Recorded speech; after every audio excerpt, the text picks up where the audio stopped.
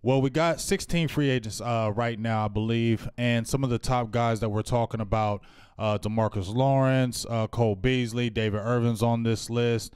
We have some lower level guys like Damian Wilson, Justin Mars Lillard, Jeff Swain, those type guys.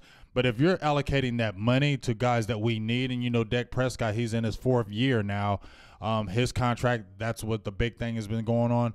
I feel like number one priority, if you're looking at priority right now, I think priority's got to be DeMarcus Lawrence. I feel like he's one of the priority guys that he's the number one free agent right now out of all the NFL.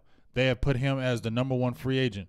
So you have a number one free agent and you have a guy that you have groomed and you wanted a war daddy for a very long time. That's what you tried to draft when you drafted the Taco Charlton, who we're saying he's a bust, but we'll give him some more time, maybe switch him to the defensive tackle, and we'll see. But we've been craving for a war daddy, right?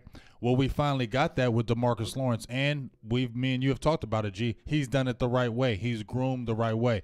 He had a little fall off with the drug suspension, but he came back the next year and became a leader of the team and a leader of men, and he produced. He said he was a 10-sack guy, and guess what?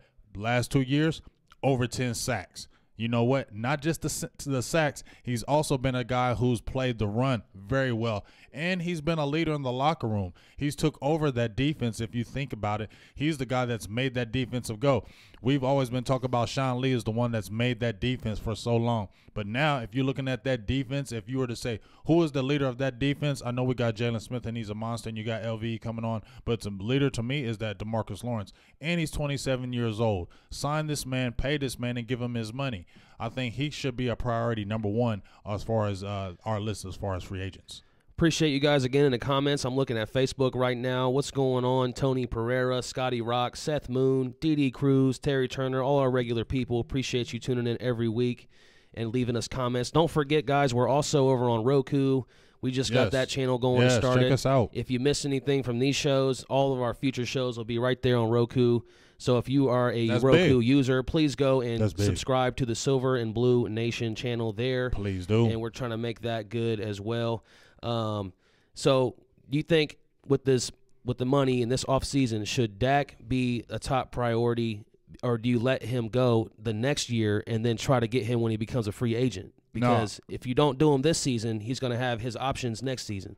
I think you go ahead and make him another priority as well, and let's get him because let's say let's sign him now or don't do anything with it, and then he blows up and has another really good year. That's just going to change the market value. The market is people are frustrated because I made a post with Dak Prescott's stats and said, did he earn his money? A lot of, it seems like it's half and half. Some people are like, no, he ain't earned it. Some people are like, yes. I feel like he has earned it with the stats that he has projected and played in. He hasn't been under 62 completion percentage his whole year, hasn't been under 3,500 yards, only had 1 year over 10 interceptions. Won the NFC East 2 of his 3 years, has been a winner, had a winning record every single year. Yes, you want to go ahead and make do. And, I was balking at the beginning of the season with the $20 million, but then I went through the contracts and I seen what a lot of the average quarterbacks are making.